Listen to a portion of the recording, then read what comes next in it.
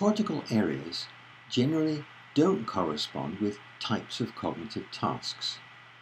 But sometimes it's possible to identify a group of areas that contribute to a cognitive task more strongly than areas outside the group.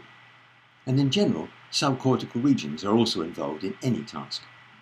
So let's have a look at how sensory processing by the cortex relates to the major landmarks.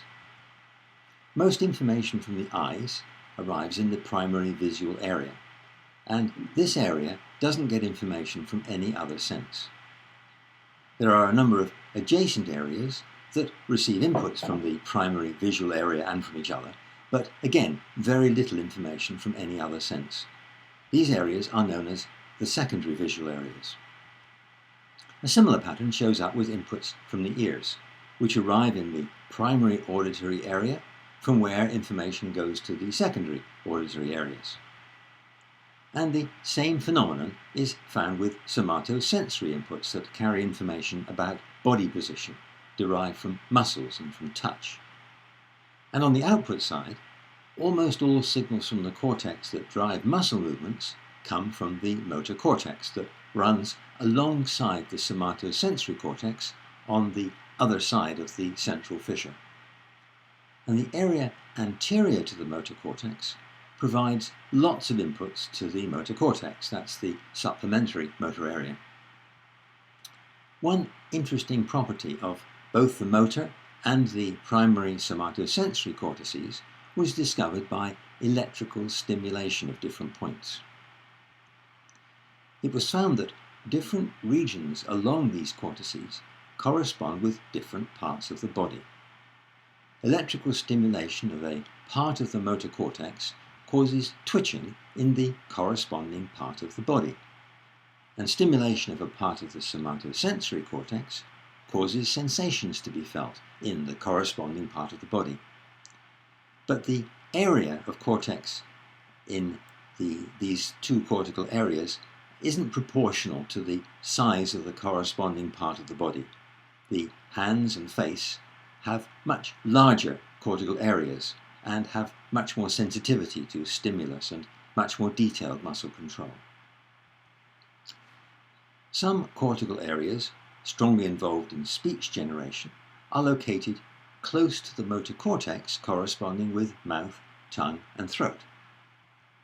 For completeness, note that there is also a cortical area that receives smell inputs. Areas that just process information derived from one sense are called monomodal. The region indicated contains areas that process information derived from multiple senses, and these areas are called polymodal. For example, the region indicated is located between visual and auditory monomodal areas and is strongly involved in speech understanding. And given that understanding speech involves linking verbal inputs to visual images of appropriate objects, this location isn't surprising. The association cortices in the frontal cortex are where many different sources of information come together. So let's have a more detailed look at the processing of visual information across different areas at the back of the brain, starting with processing in the brain of a monkey. This is an image of visual information being processed by the cortex of a monkey, the particular monkey being labelled E99. When the monkey gets a visual input, activity is first observed in the area coloured blue in this image. That's the V1 area. Then there's activity in the area coloured purple, then in the yellow area, then the green area, then the red area, and then the area coloured greenish blue. So, shrinking the picture a little, the same pattern of processing through a sequence of areas is seen in different monkey individuals. And the different cortical areas in this processing are conventionally labelled V1 to V5, with V5 also sometimes called MT for middle temporal.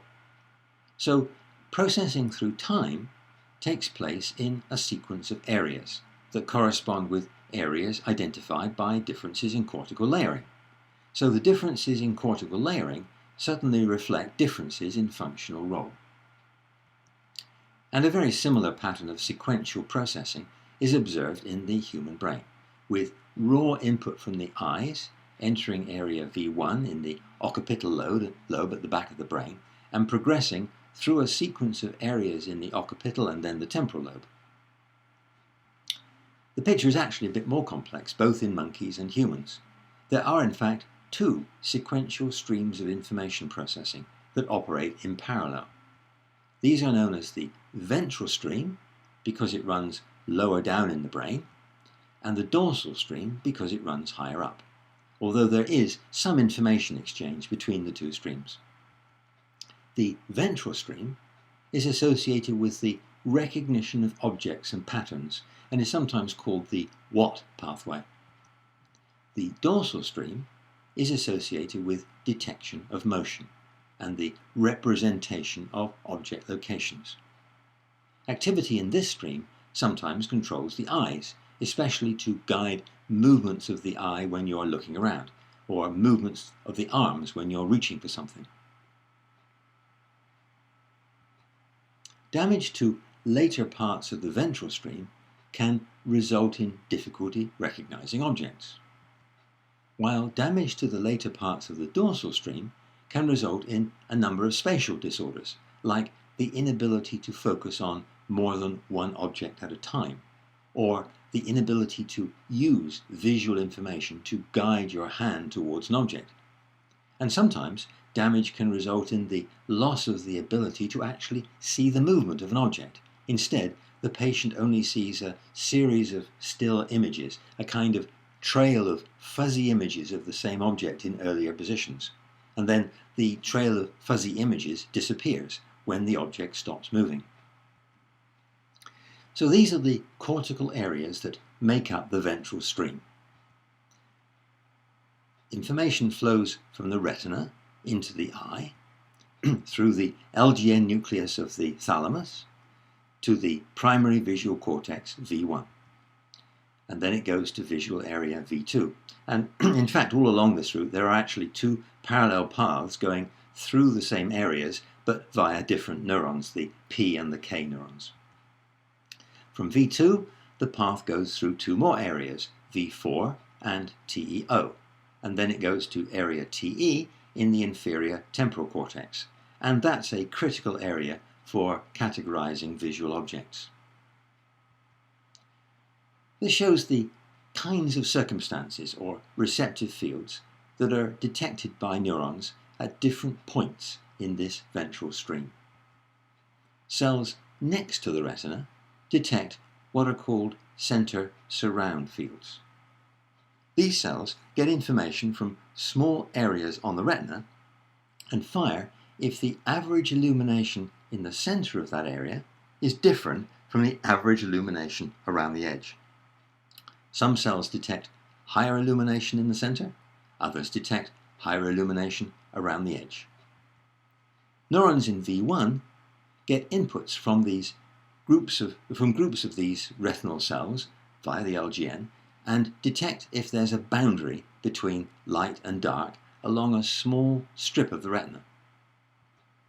Neurons in V2 get inputs from neurons in V1 and detect more complex circumstances that are combinations of V1 receptive fields. Neurons in V4 get inputs from neurons in V2 and detect even more complex visual circumstances, and so on. And so the receptive fields become steadily more complex as visual processing proceeds. And these are the areas involved in the dorsal stream.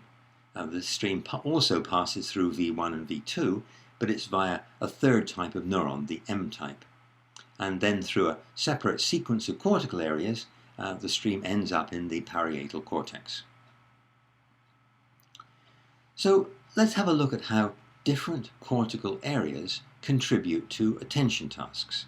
And by attention tasks, I mean the selection of objects of interest in the current visual environment, moving your eye and head to center the image of the object on the sensitive central region of the eye, called the fovea, and processing just the information derived from that selected object to work out what kind of object it is and how to respond to it. A number of cortical areas are more heavily involved than others in this attention process. That includes some visual processing areas, the posterior parietal cortex at the end of the dorsal stream, and remember that's where position information is extracted from visual information, and then the two eye fields that also get inputs from visual areas. So there's a number of cortical areas that are all critical to attention tasks. And in fact, as we'll discuss later in the course, there are a few more areas that play a significant role. And not just the cortex. There's a number of subcortical structures that also play very important roles, including, for example, a couple of components of the basal ganglia. So a key point to bear in mind is that although the cortex is important, a cognitive process will involve multiple cortical areas plus a number of subcortical structures. But staying focused on the cortex for the moment, the same area contributes to many different cognitive tasks. This shows the activity of the brain observed during a number of different working memory tasks, a number of different episodic memory tasks, and a number of different semantic memory tasks. The colored areas in different parts of the cortex were observed to be active in all the tasks of all the different types. And those are the names of the rough physical locations of these areas.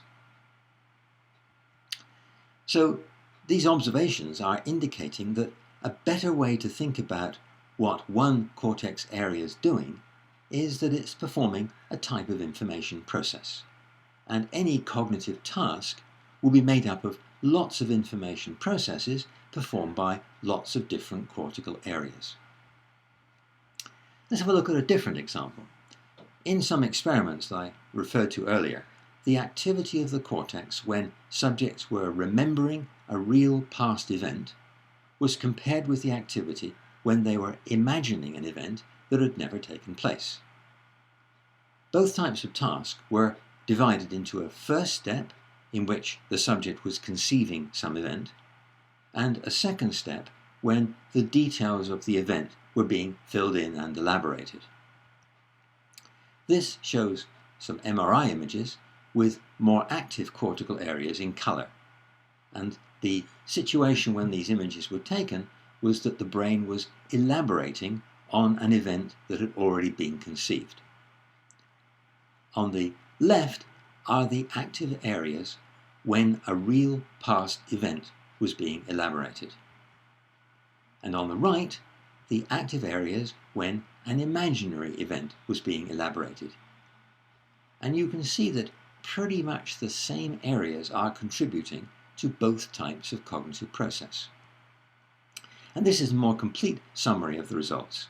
The numbered cortical areas on the outside of the brain are shown on the left, and the cortical areas on the inner surface, where the two cortical hemispheres face each other, on the right. The green areas are the ones active when the brain was both conceiving a real past event and conceiving an imaginary event. The areas active only when conceiving an imaginary event are shown in blue.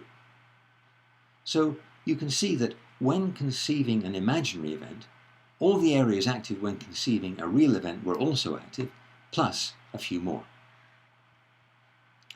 For the elaboration phase, the active areas are shown in red, and exactly the same areas were active in both types of task, just as we saw in the MRI images. So once again, cortical areas perform information processes rather than cognitive processes, with one information process shared across multiple cognitive processes. And one further interesting example is an area that in the past was thought to support just one type of cognitive process, and that's the fusiform face area. If a person has a stroke that damages this area, they lose the ability to recognize faces, even if it's a familiar face, and they can't remember the person's name. If cortical activity is observed when a person is looking at faces, actually a range of areas are active. The red areas are particularly active when recognizing a familiar face, and the green areas when seeing a novel face for the first time. This is the rough location of the fusiform face area. So although this area is clearly active when recognizing faces, a lot of other areas are also active. But in most people it's true that the fusiform face area is definitely more active during face recognition tasks than during other types of visual recognition. But although for most people the fusiform face area isn't active when looking at other types of visual objects, there are some interesting exceptions. One of the exceptions is someone who's able to recognize a wide range of different models and years of cars. Another example is someone who's able to recognize many different species of birds. In both cases, the fusiform face area is active when looking at faces. But in a car expert, the area is also active when looking at cars, but isn't active when the bird expert is looking at cars. On the other hand, in a bird expert, the area is active when looking at birds, but not when the bird expert is looking at cars. So, what's the role of the fusiform face area? Faces are very similar to each other, but slight differences have to lead to very different behaviors. Different models of cars also have quite a bit of visual similarity, but an expert has to be able to remember the different names of each model, and the bird expert has to be able to name lots of different but often visually similar species of birds. So rather than thinking about the fusiform face area as being specific to face recognition, it's better to see it as performing the information role of discriminating between very large numbers of very similar visual objects, when that kind of discrimination is behaviorally important. So, in summary, the physical resources of the cortex are organized in a hierarchy. Higher level components in the hierarchy are made up of groups of more detailed components. And in general, there's much more connectivity within a component than between the component and other components on the same level. And components tend to detect information situations in the information available to them. But these information situations, or let's call them conditions, don't correspond with simple cognitive features or categories or processes that you can easily label. Neuron receptive fields don't correspond with, for example, object categories. Areas don't correspond with types of cognitive tasks. And of course, lots of the receptive fields have to be defined heuristically, in other words, defined by experience. So that concludes the discussion of the cortex for the moment, and next we'll have a look at the hippocampus.